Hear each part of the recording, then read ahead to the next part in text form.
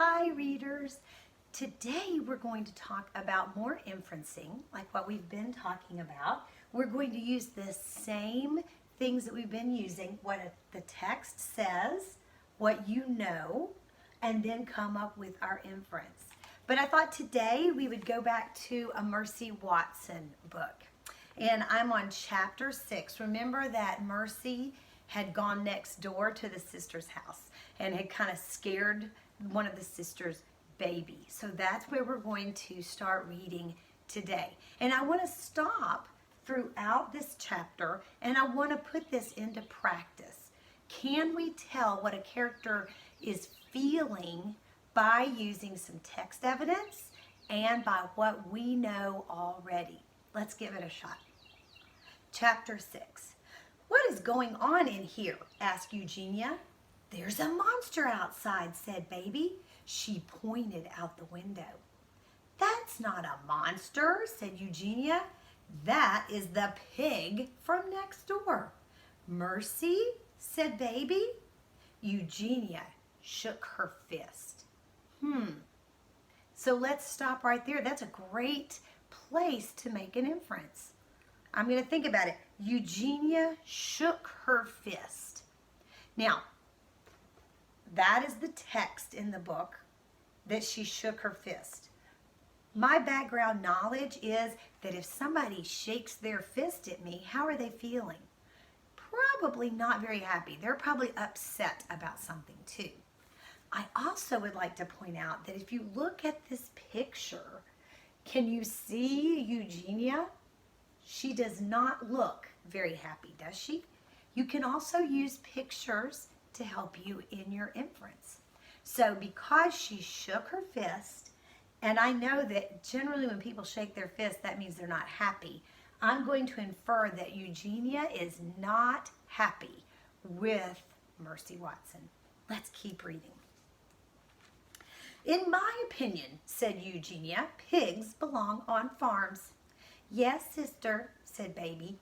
Eugenia tapped a knuckle against the window. "Get out of my yard!" she shouted at Mercy. If someone is shouting, "Get out of my yard!" that tells me they're not very happy. And I also know that if my neighbor yelled at me, "Get out of my yard," I would understand that they were not very happy with me, right? So I can infer again that Eugenia is not happy. "Oh, sister," said Baby, don't yell at her. You'll hurt her feelings." "She doesn't have feelings," shouted Eugenia. "She's a pig." "Oh," said Baby, "I'm sure you're wrong, dear." "I'm not wrong," Eugenia shouted. "I'm never wrong. I know a pig when I see one." Eugenia scowled. She pressed her nose against the window pane. Mercy stared at Eugenia. Eugenia stared at Mercy. Have you ever done that with somebody? Have you ever stared at them and they stared back? It's almost like they're daring you to look away, right? So it's usually not a very pleasant confrontation if somebody's just staring at you.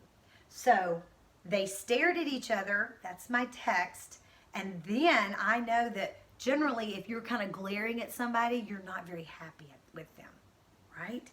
So it doesn't sound to me, I'm going to infer that Mercy's not very happy with Eugenia. Eugenia's not very happy with Mercy. "Pig!" shouted Eugenia. She turned and ran out of Baby's room. Ooh, that tells me she's not very happy, right? "Oh dear," said Baby Lincoln. "Oh my." Were we able to tell how Eugenia and Mercy were both feeling as we read that chapter?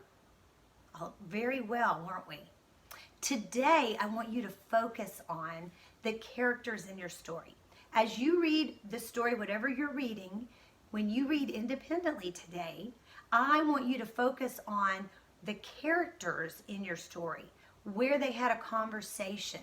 Could you tell how one or both characters were feeling just by using what the text said and by what you know? Because a lot of times if people are shouting at you or putting their fist in your face or glaring at you, you get the idea they're not very happy with you. So that would be your background knowledge. And then from both of these things, you can tell how your character is feeling in your story. Today, concentrate on the characters. Find a place in your book where the characters are having a conversation, like we did with Mercy Watson. There was a sort of a conversation between Eugenia and Mercy, right? And so we were able to tell how they were feeling.